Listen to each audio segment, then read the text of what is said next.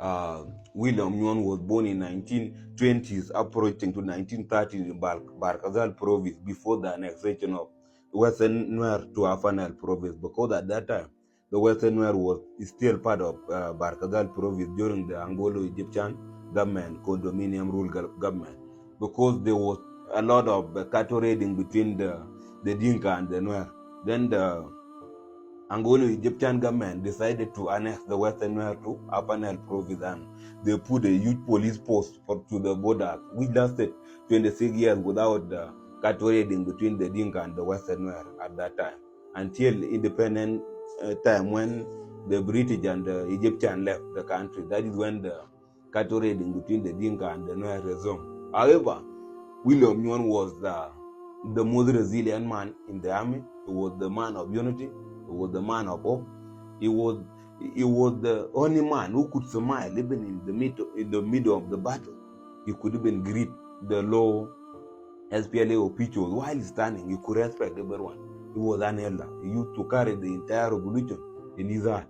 He was the man of the people at that time, William Nyon. However, when Carbino started war in 1983 in 16 May and relocated his soldiers to Bilpam in Ethiopia, where he even got Anyanya 2 Nuer soldiers were already there in Bilpam at that time when Carbino ordered his soldiers to go to Bilpam for safety, because they were not safe in the country at that time. Carbino was shot. Then in 2 weeks' time, in 16 June 1983, William Nyon also rebelled from the Khartoum forces. He was the leader of Battalion 105 at that time in Ayot, William Nyon. He managed to capture Ayot, and he ordered his soldiers also to join the soldiers of Carbino in Ethiopia for further training to come and recapture the country later. However, William Nyon is the one who captured most of those border towns of South Sudan.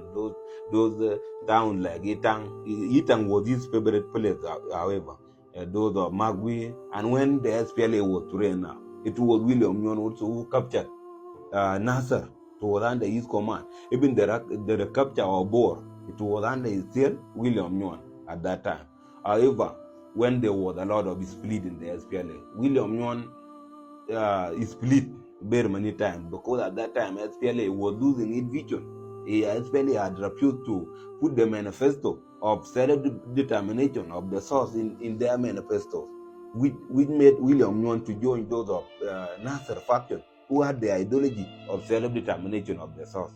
Then later, in the 1994, when the Garang and the SPLA, when they accepted to put the self-determination manifesto into their manifestos, then William Nyon came back to the original SPLA.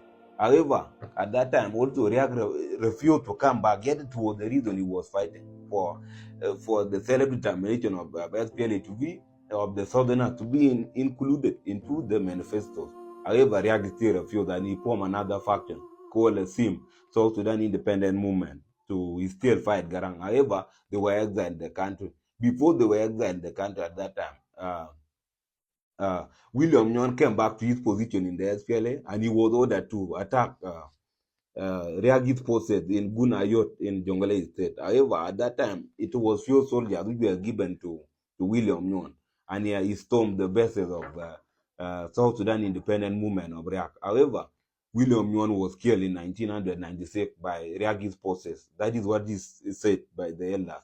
But the other thing might be that it was Gunayot in Jonglei State. That's where William Nyon was killed in 1996.